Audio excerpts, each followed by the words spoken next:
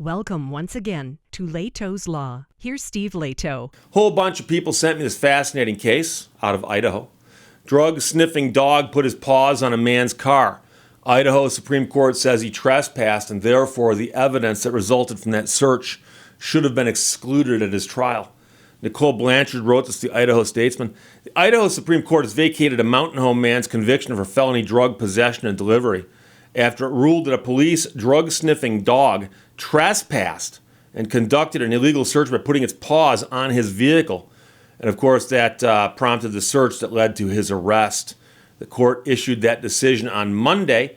3 of 5 justices in agreement from the majority, 2 dissented.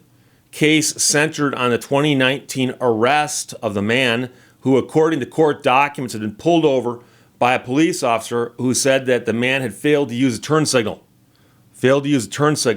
A second officer arrived with the police canine, who was trained to detect illegal drugs, as police dogs so often are. So at that point, the driver admitted to the officer that he did not have a valid driver's license or proof of insurance. At that point, the dog began sniffing around the car. Now, police body camera footage showed that the dog jumped up against the car multiple times, including once when his paws rested on the driver's side door and window as he sniffed the upper seams of the car. Police searched the vehicle based on the dog alerting them to the presence of drugs.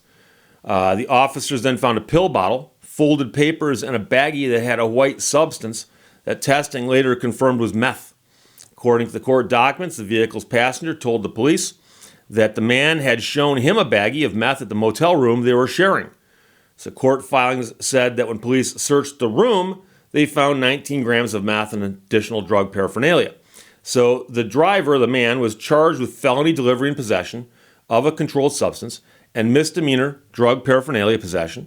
Charges, he argued, all stemmed from the police dog trespassing on his vehicle. The man's attorney brought the motion to suppress or exclude that evidence from the case, and the district court judge rejected that motion. So the man pleaded guilty on the condition that he was preserving his right to bring that issue up on appeal further, was not waiving that right. And so in June of 2020, he appealed that to the Idaho Supreme Court. And yes, 2020. Here we are in 2023. The justice who wrote the opinion said that the justices considered whether the dog's intrusion on the exterior of the vehicle constituted trespassing, as it would have if the dog had entered the interior of the vehicle. Ultimately, the judge wrote, she and the other justices agreed that the exterior of the vehicle is protected by the Fourth Amendment, which protects against unlawful searches. They say that the drug-sniffing dog intermeddled with the man's personal effects by jumping up on the car. Intermeddling is the difference between someone who brushes up against your purse while walking by and someone who, without privilege or consent, rests their hand on your purse or puts their fingers into your purse before your eyes or behind your back. According to the majority opinion, it doesn't matter that the unlawful search included the exterior of the property or is performed by a drug-sniffing dog. There is no asterisk to the Fourth Amendment excusing the unconstitutional acts of law enforcement when they are accomplished by means of a trained dog, the majority wrote. The justices vacated the conviction and reversed the judge's denial of the motion to suppress. Now the case returns to the district court to proceed with the motion to suppress. So the motion to suppress will be heard, presumably granted, and the question then is, will the prosecution have any evidence with which to proceed against this man? And if not, then the case will have to be dismissed. 2 justices wrote dissenting opinions. One disagreed with the idea that the dog placing his paws in the vehicle constitutes an illegal search. He said the majority decision returns the court to murky and uncertain legal waters. The other dissenter, in a separate opinion, reiterated his view that drug-sniffing dogs' instincts aren't the same as intentional police intrusion. For justices to equate a drug-sniffing dog instinctually jumping onto the exterior of a car to a government agency placing a tracking device in a vehicle stretches logic behind the breaking point of reasonableness, he said. But the point is this. You can't say, well, the dog's intentions were good or the dog had no bad intentions, therefore, doesn't matter. You have to look at it from the view of the person whose rights are being violated. And it doesn't matter if the person violating your rights has bad intentions, has good intentions, or is a dog who has no intentions. I love dogs, by the way. Many people know that. I love dogs, absolutely love dogs. And I also believe that there are no bad dogs, only bad owners, okay?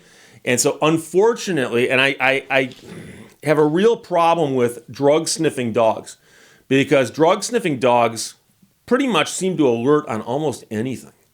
And so the question really is, are they alerting to drugs or are they trying to make their handlers happy? That's the problem. And so I've seen drug-sniffing dogs jumping all over cars and scratching up the paint on cars. And I've got a nice car. I've got a couple cars, but I wouldn't be terribly offended if a drug-sniffing dog were to jump on my 2002 Ford Explorer.